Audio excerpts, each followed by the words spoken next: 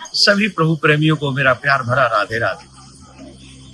7 सितंबर को एक ऐसी भूगोलिक घटना घटने वाली है जिसका प्रभाव शुभ कार्य करने पर बहुत शुभ फल मिलेगा और अशुभ कार्य करने पर अशुभ फल भी मिलेगा। यही हमारी व्यवस्था ऋषि मुनियों ने की है। हमारे शास्त्रों ने हमको बताया है कुछ सावधानियां बरतेंगे तो उसका लाभ मिलेगा और असावधानी रही तो उसकी हानि होगी।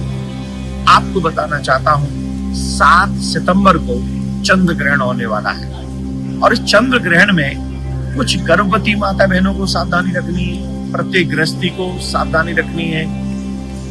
उस काल में सूतक कब लगेगा, उस काल में ग्रहण कब प्रारंभ होगा, उस काल में मध्याह्न कब होगा और अंत कब, मतलब मोक्ष कब होगा।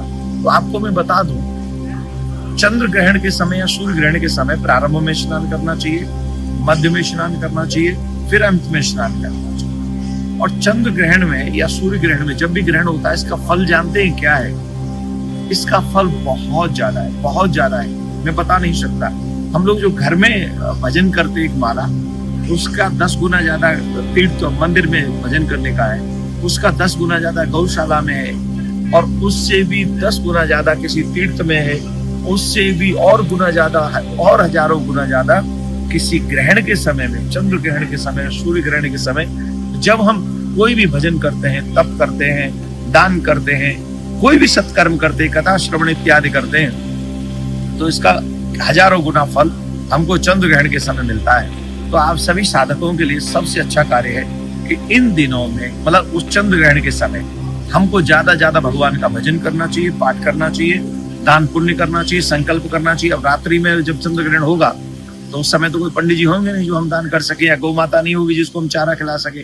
तो उस वस्तु को हम लोग संकल्प रात्रि में चंद्र ग्रहण के समय कर लें और उस वस्तु को एक अलग पात्र में रख दें और सुबह जाकर उनको हम लोग दान पुण्य इत्यादि कर सकते हैं। तो मैं आपको बताता हूँ 7 सितंबर को रविवार रात 9:57 से ये चंद्र ग्रहण प्रारंभ होगा। मध्याह्न इसका होगा 11:41 पर और जो मोक्ष इसका होगा वो मोक्ष होगा 1:27 पे और इससे लगभग 9 घंटे पहले सूतक प्रारंभ हो जाएंगे।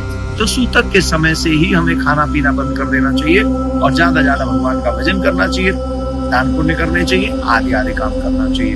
लेकिन क्या नहीं करना चाहिए इस चंद्र ग्रहण में, मैं आपको बता देता हूँ। हमें इस चंद्र ग्रहण में असत्य नहीं बोलना चाहिए, हमें ब्रह्मचर्य का पालन करना चाहिए, ब्रह्मचर्य का खंडन नहीं करना चाहिए, हमें किसी पर क्रोध नहीं करना चाहिए, हमें फाइटिंग नहीं करनी चाहिए, चंद्र ग्रहण के समय सूतक काल में भी नहीं करना चाहिए। और माता बहनों को, जो गर्भवती माता बहनें हैं, उनको चंद्र ग्रहण का दर्शन नहीं करना चाहिए, उन्हें घर में ही भीतर रहना चाहिए। चाकू छुरी का प्रयोग भी हमको ज्यादा नहीं करना चाहिए और जो अशुभ कार्य है उससे बच के रहें और शुभ कार्य। और एक बात, चंद्र ग्रहण में सूतक काल में भी रसोई में चूल्हा अग्नि प्रज्वलित नहीं होनी चाहिए। तो उससे पहले आप भोजन बना के रख लें और व्यवस्था करें और शेष जब सूतक काल हो और चंद्र ग्रहण हो तब तक हमको व्रत जैसा रखना चाहिए, व्रत ही रखना चाहिए, ज्यादा साधना करनी चाहिए। तो ये वीडियो उन लोगों के लिए है जो गर्भवती भी हैं और जो माताएं बहनें हैं जिन्हें थोड़ा बहुत शारीरिक, और हाँ, चंद्र ग्रहण में भजन इत्यादि करने से, दान पुण्य करने से सबसे बड़ा फल मिलता है जिनकी कुंडली है।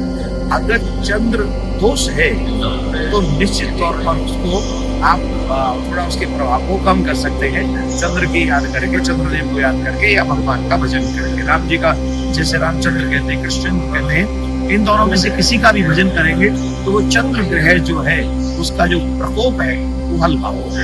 तो ये शुभ समय है, आप इसको अपने जीवन में उतारिए और अपने जीवन में इसको लाइए।